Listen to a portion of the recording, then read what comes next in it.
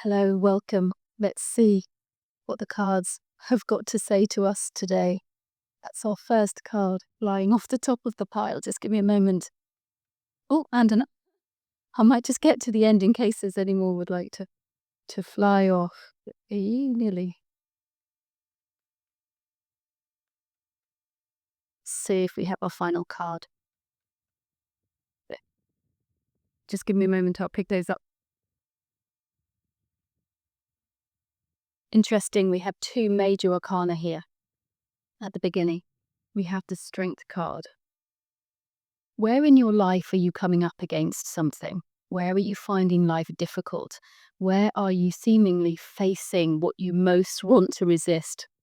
The Strength card is showing this union of opposing forces, the fierce lion and the gentle, persistent maiden. And what I like about this card is we have a lion here, and traditionally we've seen lions overcome by a knight with a sword. And this is not the strength that's being indicated here. The strength that's being indicated here is gentle persuasion, it's persistence, and there's an open heart here. And there's a sense of infinite time and space. It's almost like this journey will continue on and on. We will continue to come up against things that we must face that may have opposing points of view or meet us in an opposite way of some form. This will always exist in the duality, in the dual nature of our universe. And so where can we grow within ourselves to meet this with strength? And the strength, as I say here, has a gentle, persistent quality rather than overcoming something by force. Where can you find more kindness, more open-heartedness?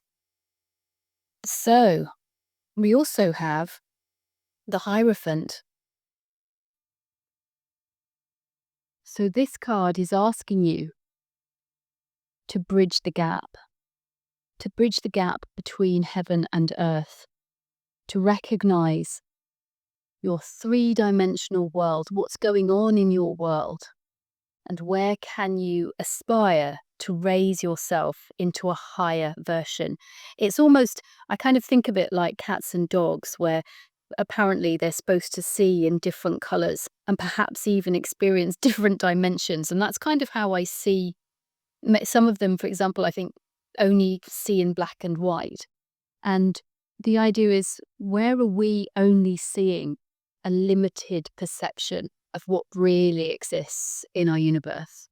Where can we, with our Hierophant, step into the unseen realms? He has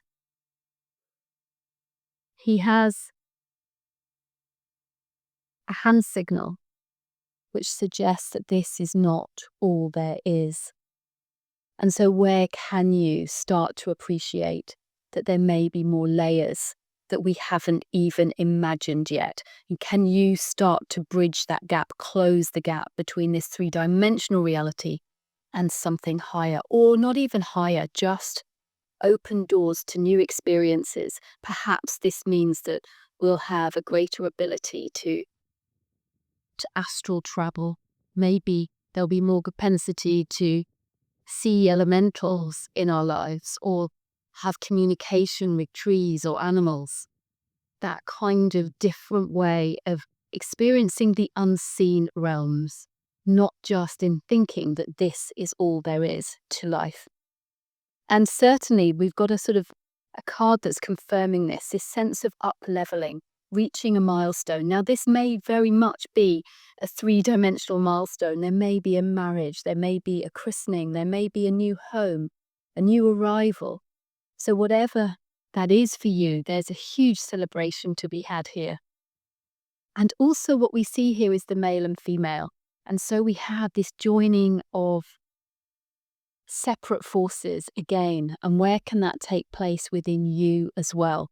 This idea that you can sit quietly and recognize and listen to your inner voice, the quiet, gentle voice, the intuition, the wisdom from within. That's the inner feminine that we see here in the marriage. And where can you start to bring that light, that wisdom, those thoughts, that compassion out into the outside world? And that's the masculine. And where can you start to bring those together within yourself, those opposing forces, unite them? And when you can unite them, you start to bridge that gap, close that gap. And we see here this idea of a portal here almost opening up for you to step through into a new way of being, a new way of experiencing this earth with more spirituality, if you like, closer to source or to God, feeling from a higher frequency. If you're enjoying the cards, I do ask that you like and subscribe to the channel. It really does make a difference, and a great big shout out to those of you who've already done so. Thank you. And if you're willing and able, I invite you now to close your eyes. I'm going to take you into a short meditation.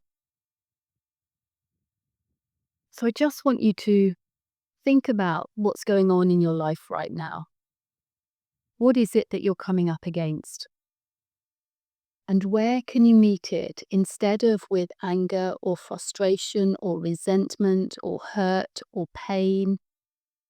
Where can you meet it with gentle, persistent kindness, patience, gentleness?